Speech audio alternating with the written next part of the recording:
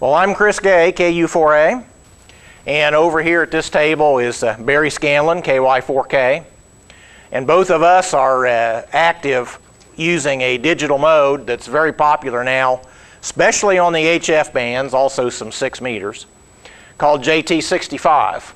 And a lot of folks expressed an interest in learning about this, so I have put together a little program. My presentation here was put together by Steve Ford, WB8IMY, which is probably a familiar name and call sign to a lot of you. Steve does, among many other things for the league, the eclectic technology column that's in QST. It's just about a page or a page and a half, but it's my favorite column by far. So, Googling around, I found this presentation. I sent Steve a note and asked me if I could use it. He said that'll be just fine. So off we go. Saved me a lot of time.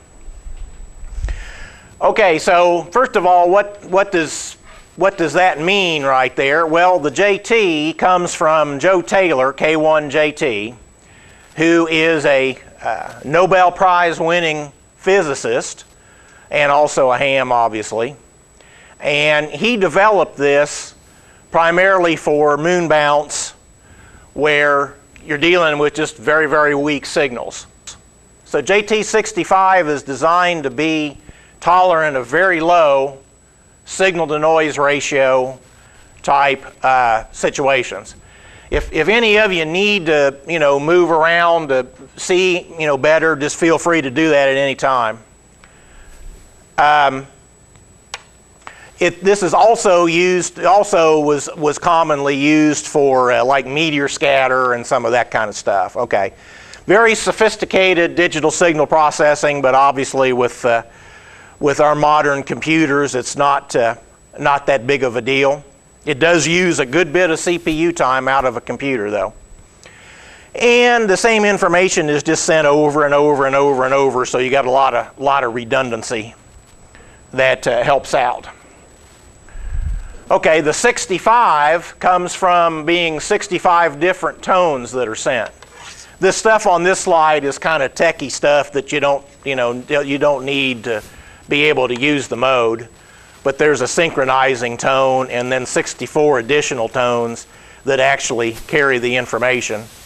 And on the air, it sounds like somebody playing music, and I haven't gotten it out yet, but I brought one of my little Grundig shortwave receivers and may be able to hear what it sounds like, just so that you'll know what you're hearing when you stumble across it on the band. Timing is everything. Your computer clock has to be synchronized to WWV time or whatever you want to call it, the exact time, within a second or two, or you can't do it. So each transmission is exactly 46.8 seconds, and within that time, only about 13 characters is sent. So as you can see, it's a very slow data rate, very, very slow. But by having a slow data rate, we have a high, tolerance of a low signal-to-noise ratio. So your station clocks have to agree, and you can lose 80% of a transmission, and the software on your computer will still decode what's being sent. So stations take turns, like if Barry and I are working and Barry is transmitting on even-numbered minutes, I'm transmitting on odd-numbered minutes. Okay.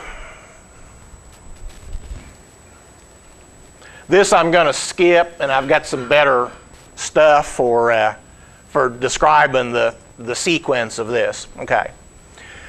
So JT65, one thing that you can say absolutely for sure is it is not a rag chew mode. Now, a lot of you may be familiar with RIDI, PSK31, and really most of the other digital modes.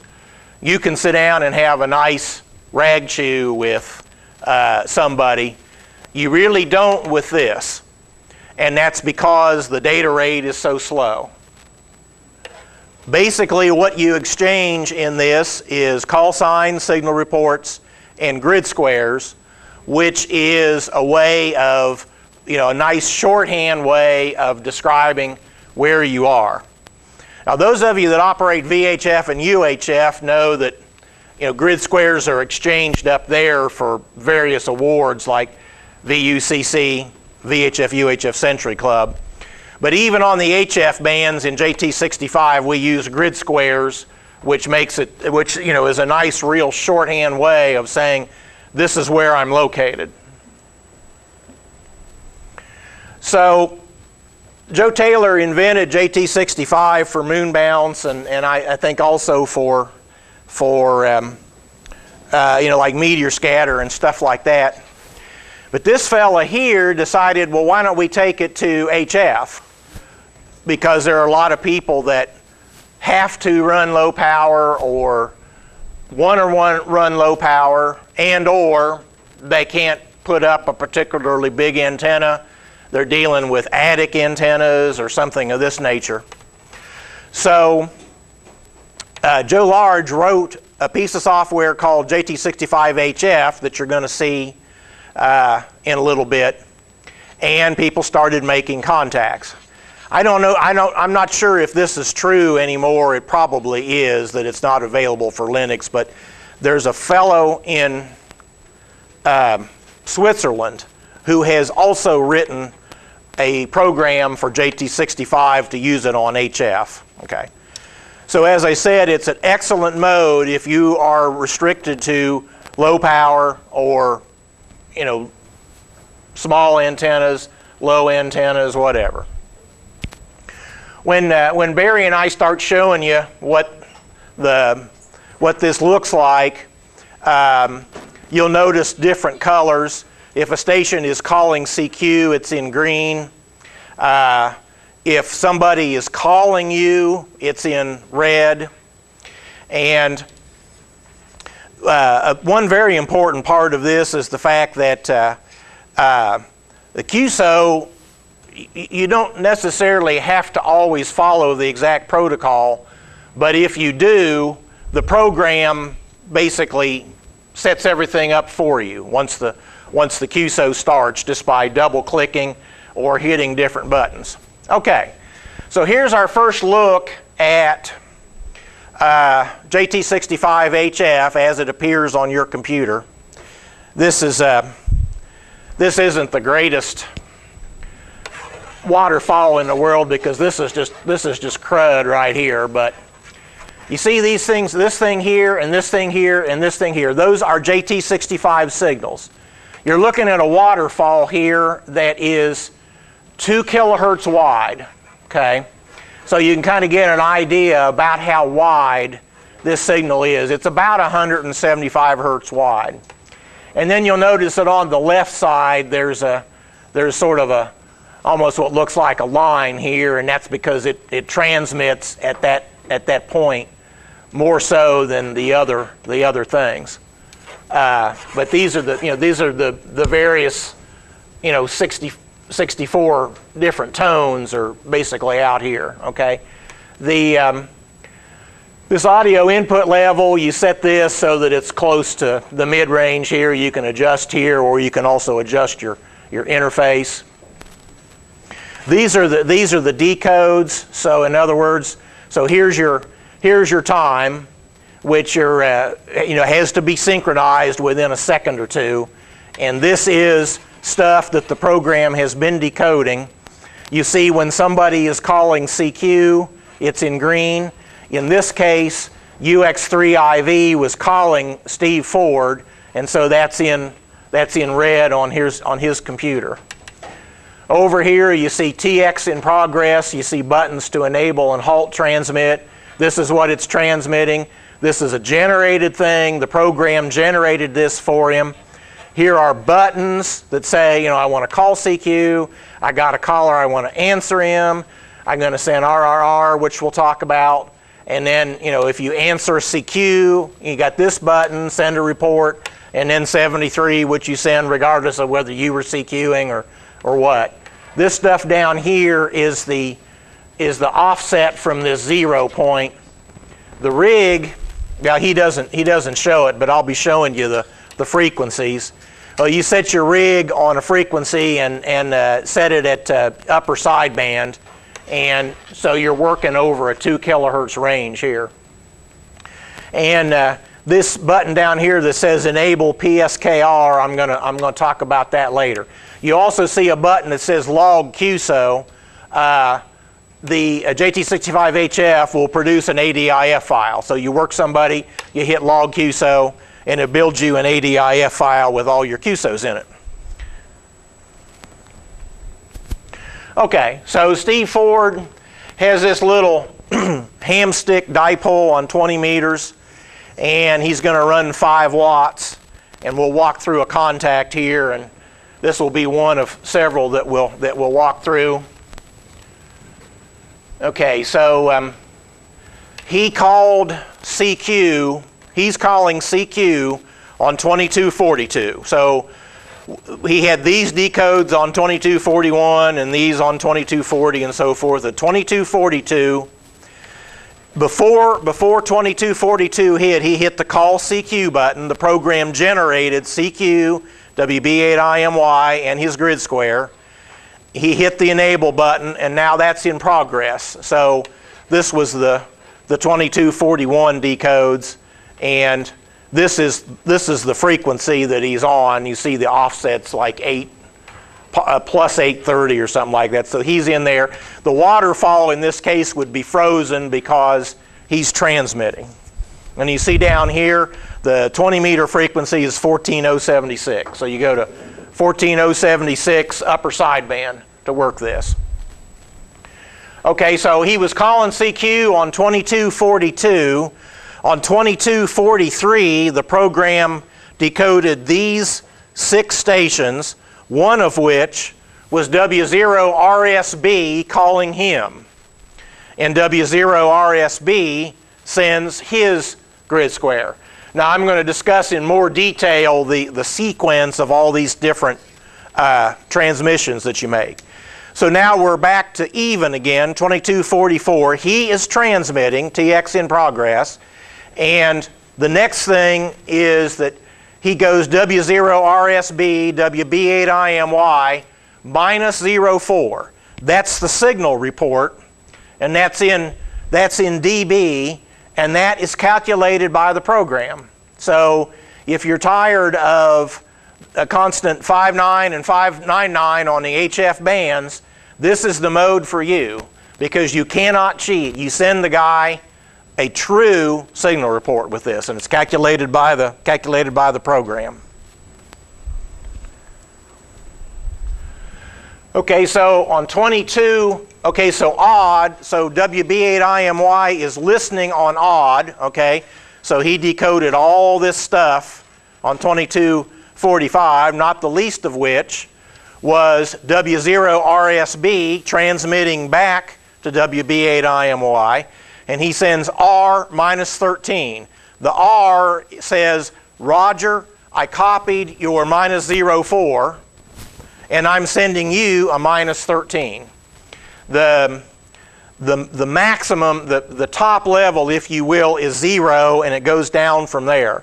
About the lowest signal you can decode is probably, what, a minus 26, minus 27, maybe, if you're lucky. If it's any weaker than that, it's just not going to decode.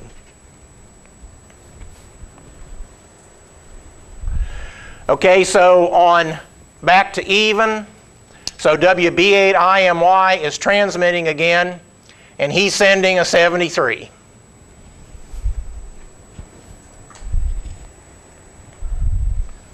Oops, I went too far. Oh, well, that's all right. The other guy, because the other guy sends a 73. Okay, so let's talk a little bit about all that stuff that you see in the decoding area. Okay, UTC is the time. Sync is something that I never pay any attention to. How well the signal, the synchronizing tone is being received. A higher number is better. dB is the signal strength. Okay, it'll always be a negative number. Higher is better, but that means a smaller negative number. So a -1 is just about close to perfect. Okay. DT is the calculated offset from your local clock. I never pay any attention to this either, okay? So there's a lot of data up there, but it doesn't really impact you operating the mode. So 0.3 to 1.9 are typical for this DT. And DF is just that offset that I was telling you about on the within that waterfall window. Okay, so I mean this is a perfectly normal thing if you're somebody that's restricted to low power or small antennas and you're interested in these various awards. It's just a great mode for that. I mean, it takes 6 or 7 minutes or more to complete a QSO, but it's very efficient. But you won't know anybody's name or what the weather's like or what their equipment is or anything like that until you go to their website or qrz.com or what have you. And naturally, you can log your contacts in Logbook of the World. Okay, now a lot of you probably have done digital modes of some kind, but what you need is a transceiver, obviously, computer with a sound device and an interface. They show the West Mountain Radio Rig Blaster. I use a Signal Link USB. It's a very popular one. And in case of some of these interfaces, the sound card is really in the interface. And so you don't use the sound card in the computer at that time. But it really doesn't matter. I mean, it works either way. People have their preferences about that. Okay, so here's the rig. They show the receive audio from the rig going directly into the computer, transmit audio, this interface here, computer serial port to control this, and you've got a keying line and you've got transmit audio. I mean, the setup is really no different as far as the hardware goes. It's really no different from any other digital modes. Okay, so here's where you get the JT65 HF, and what is that? And I say there's a guy in Switzerland that has written another one, and I've got the install file for it and just haven't done it. I told Barry a few weeks ago I was going to work on it, and I never did. So, okay, he was using a 1.5 gigahertz Windows Vista laptop. The JT65 will take a fair amount of CPU time. Now, with today's computers, it's not going to kill you, but the transmission starts right at the top of every minute and runs about 47 seconds, okay? You then have a 12 to 13 second window where your computer, the software needs to decode everything, and then you hit a button if you're involved in a QSO or trying to start a QSO, and you need to do that before the top of the next minute. Now, I've seen like old XP computers that aren't fast enough to do that. You can limit the amount of the waterfall that it's actually decoding. So if you do use a slower computer, that will help. But I've got a 64-bit Windows 7 laptop at home and don't come even close to having a problem.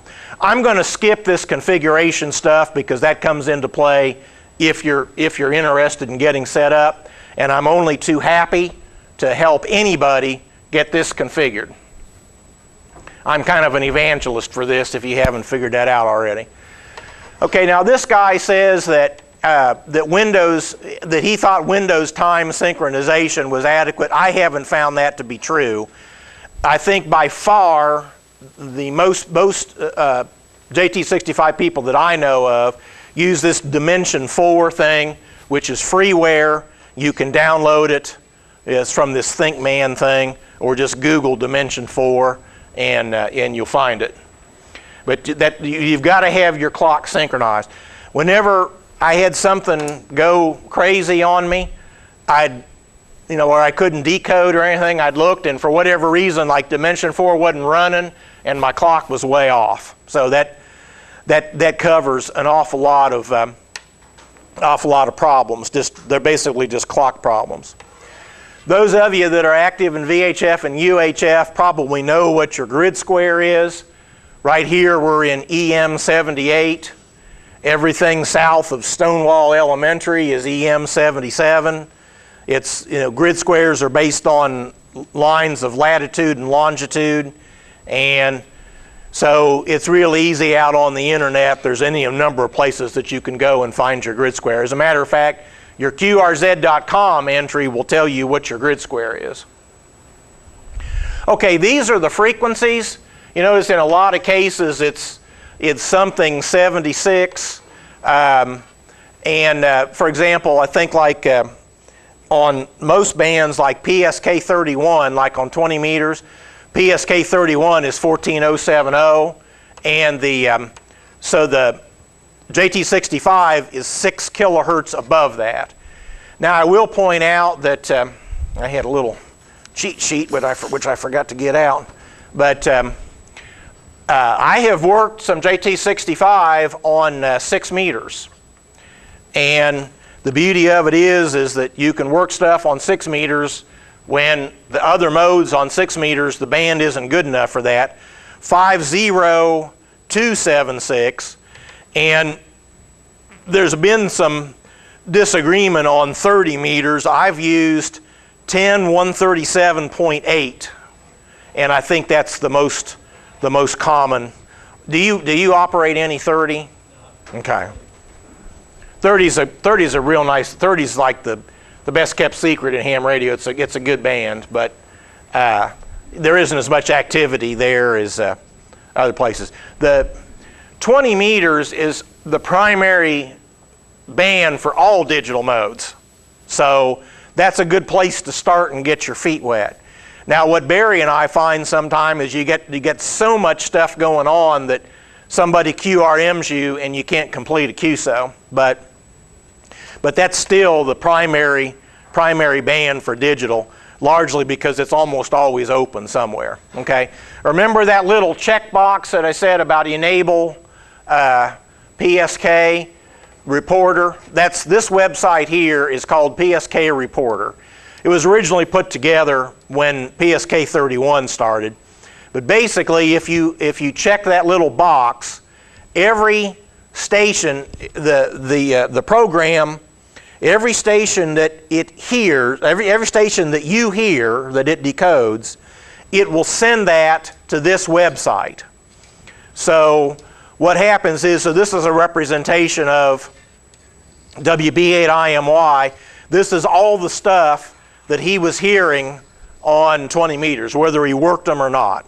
So, Bobby, in the QRP meeting, Bobby was talking about that whisper thing, which is another digital mode that's used for tracking, for checking propagation. And this is another example. And even though they call this PSK Reporter, this does any digital mode for which people, report stuff.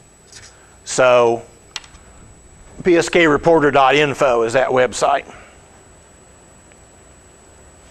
Now, next thing I want to do, I want to clarify a little bit about some of this stuff regarding the sequences of the information in the exchanges and this kind of stuff.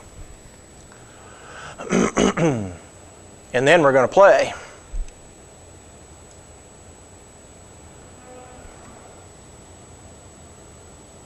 Man, where's my...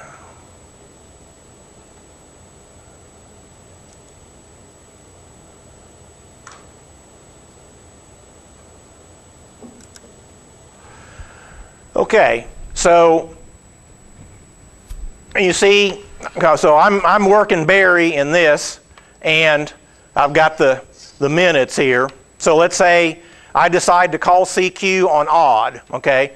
CQ, KU4A, and then my grid square. Barry hears me and comes back to me on even, KU4A, KY4K, and his grid square is Echo Mike 77. On 3, KY4K, KU4A, I give him a -10. On even, his turn to transmit, KU4A, KY4K, R, which means that he copied the -10, and he sends me a -20.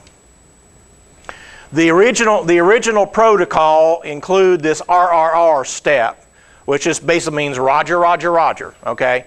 So I send him a Roger, Roger, Roger, which means that I copied his -20 and Roger, Roger, Roger. Okay. Not surprisingly, what the point of me talking about this is this step is rapidly disappearing out in the real world. Okay. So then he sends me a 73 and I send him a 73. So it took 7 minutes. Yeah, 7 minutes from 0001 to 0008. 7 minutes to complete that. That is the standard sequence. Okay. What you're starting to see more and more now is the RRR step is deleted. So I send him, I'm transmitting on odd, I send him a 73, and when he sees that, he knows that I must have gotten his report, okay? Then he sends a 73, and that leaves me lined up on odd to call CQ again. So with the previous thing, it took 7 minutes. This, by taking 6, leaves me lined up to call CQ again. And with a modest station, modest antennas, especially like on the higher bands when they're open, I'll sit down and start this, work somebody, call CQ again, work somebody. It'll go on for an hour or two, just one right after another. Okay, well, what happens if you want to send some additional information? The interesting thing about for the standard exchanges, JT65 doesn't send this as like an ASCII string or, like RTTY is BAUD-O. It doesn't do that. What it actually does is the call signs are assumed to be up to 6 characters. Grid squares are known to be 4 characters, 2 letters and 2 numbers. And then there's the reporting and the R20 and the 73s and it actually takes that string and munges it down to a bit string. So it just sends a giant bit string. It's not an encoded representation of these letters.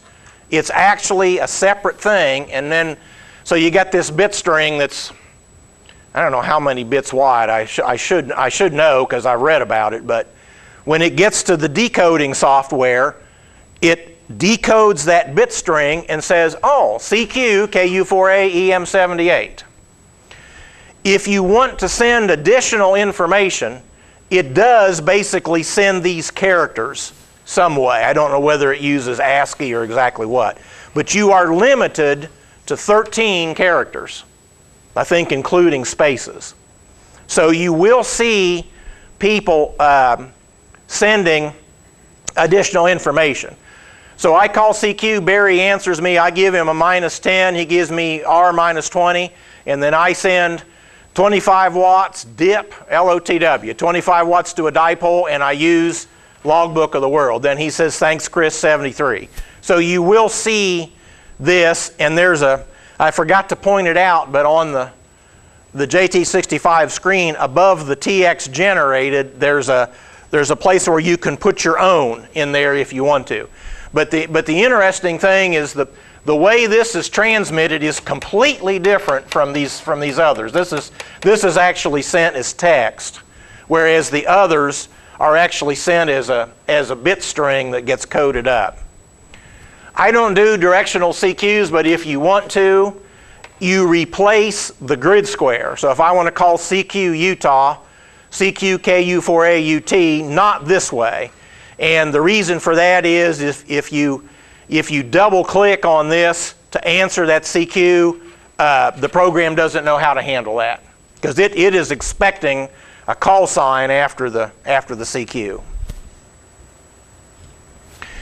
And the way that the production of that coded bit string is, there's no allowance for a slash.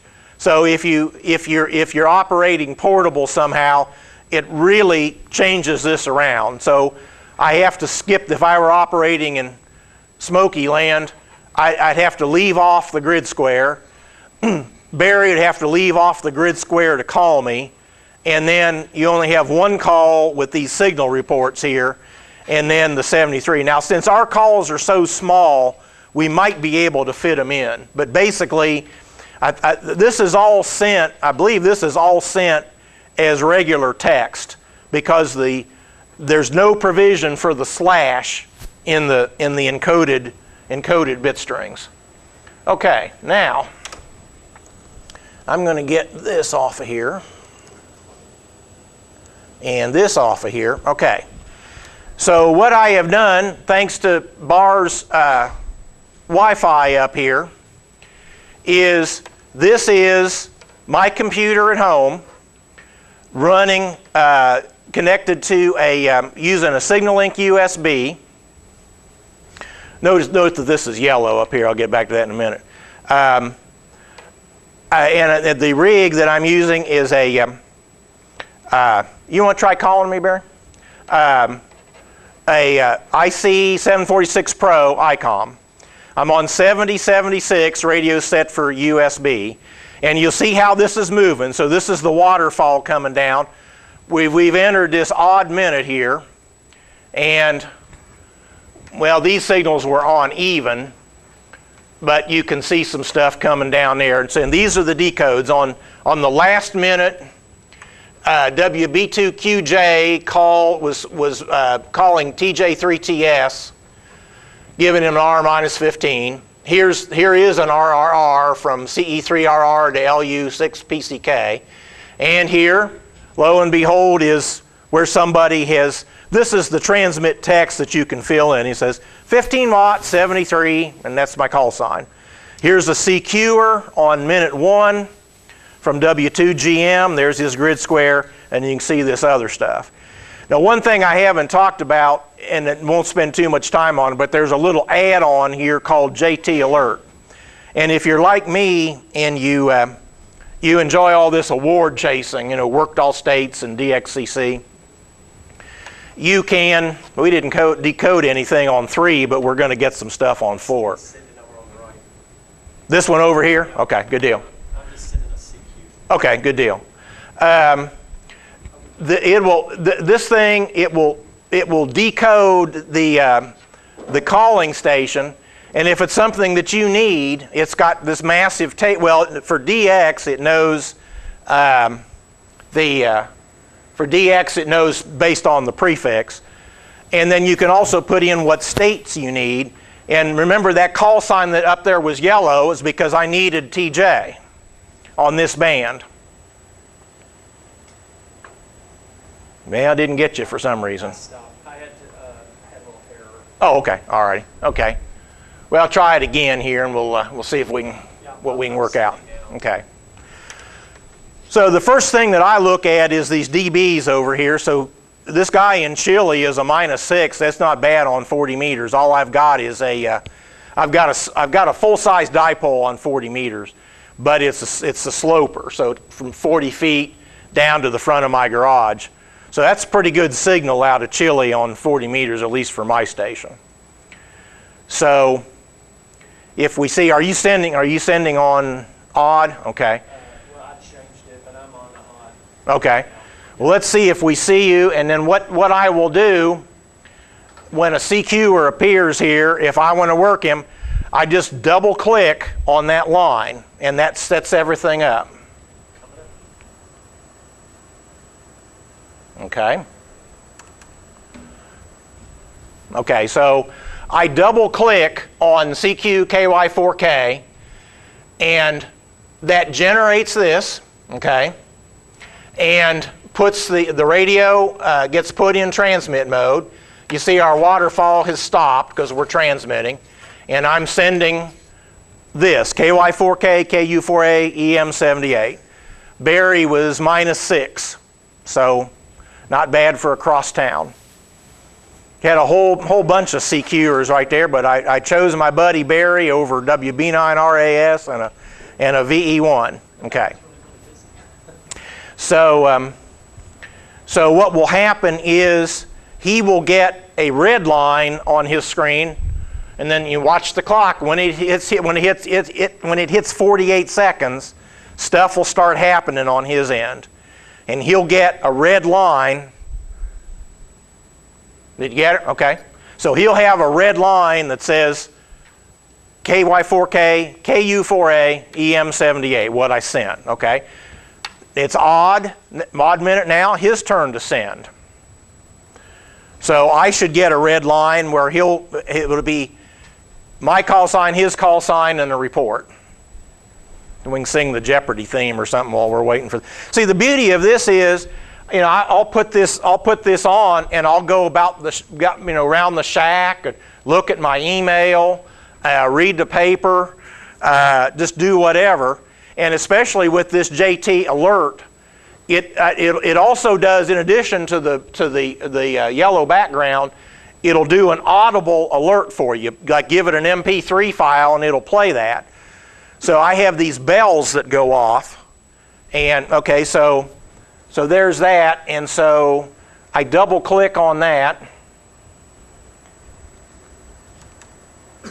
Yeah, okay. So I double click on that, and it will automatically generate KY4K, KU4A, R -09. His signal went down to 9 that time. Yeah, there it is right there. And but now I could have done the same thing by hitting these buttons. I have, for whatever reason, I started doing just double clicking. So, you know, I do things in the shack, and you notice up here it says KY4K, and it went to the database and found that he's in Kentucky. But the audible, I have this bell that goes off, ding, ding, ding, ding, ding, and so then I go running to the computer and see what it is, and like if it's a CQ or something that I need, I click on it, and we're off to the races.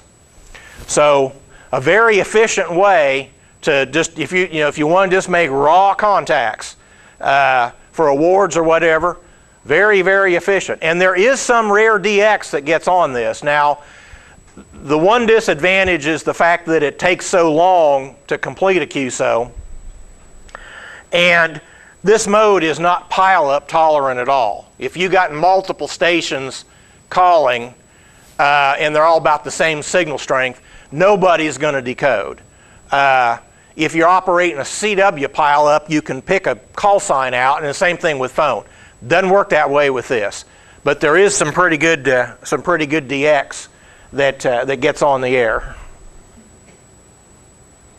Okay, so Barry does like I do and skip the RRR step. I really don't fool with it anymore. So he sent a 73. I double clicked, it generated the 73 to send back to him, and then I need to come over here and hit this halt button. Now what happened? Now that QSO obviously went smoothly with no need for repeats. Okay, so what happens is you send something and the guy doesn't come back, or you're in the middle of a QSO and you know the guy doesn't come back on the minute that he's supposed to transmit. Basically, the expected protocol is you just keep sending whatever it was you were sending. So what we might do here is I know it's getting late and we got to do a business meeting, but might try doing another QSO here if I see somebody calling CQ. But the point is that you keep sending whatever your message was until you get a response back in answer to that. Now, having said that, are you answering him? yeah. So Oh, well, we'll see who wins. Now, having said that, a lot of times with rare DX, or if the band is crowded, I mean, you will sometimes have, this is not really all that crowded a band. If we went up to 20 meters, this whole thing would be full of signals, okay?